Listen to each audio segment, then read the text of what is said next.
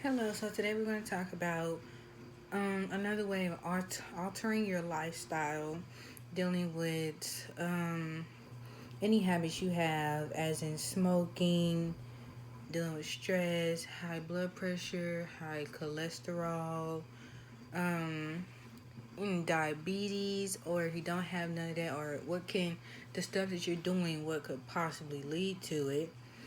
Well, high cholesterol, it's like fat is lodged into your arteries, and it's just like you don't know what's gonna happen with it. So you can't chance of having high cholesterol and then still doing your same habits.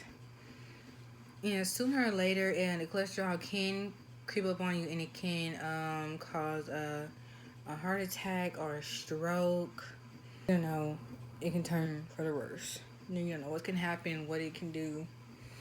Um, so you're dealing with high cholesterol. I mean, you're dealing with a lot of fatty foods, greasy foods, salty foods. So you have to cut back on it, and you have to diet. You gotta get up, you gotta work out.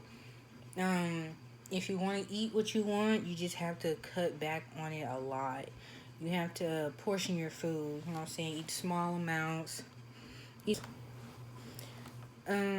every time just eat like a little bit of amounts. If you want to eat what you want to still eat the same foods, but I would suggest you cut back on the salty foods, the fatty foods, the greasy.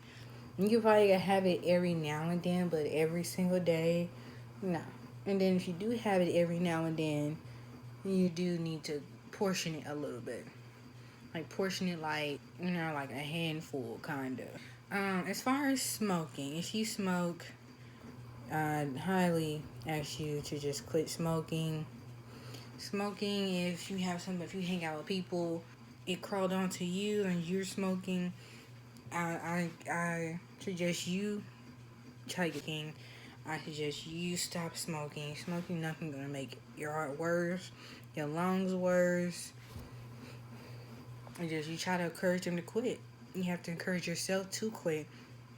I mean, I know it's hard to try to stop smoking, but you can at least limit to a smaller amount than what you smoke a day. And you say if you smoke 5 times a day, a cigarette, 5 cigarettes a day, try to limit it to at least three. To start off somewhere. It could cause a heart attack. Diabetes. Mostly older people have diabetes, but kids can have it too. You don't want to get to the point where you have bad diabetes and then you end up having to take an insulin every day. You don't want to get to a point where you only can eat certain things, or if you eat to seem to have sugar, it makes you feel like you're gonna pass out. Having lack of physical activity is big in all of this. So having lack in that, can increase a person with diabetes and developing a cardiovascular disease that you do not want. It'll be a lot to deal with. And then you're called stress. Stress is just, I understand everybody stresses, but a relationship between the coronary heart disease risk and the stress in a person's life may affect the risk factors for heart disease and stroke. So, for example, you can say people under stress may overeat, start smoking more, drink alcohol. A lot of people, when they get into a stress, they turn to depression. They get to eating their stress away, eating their feelings away. You just have I will say, to handle your stress, go and work out, go to the gym, walk around your neighborhood, anywhere that really helps with stress a lot. You have to be physical every single day. If you're inactive now, please start.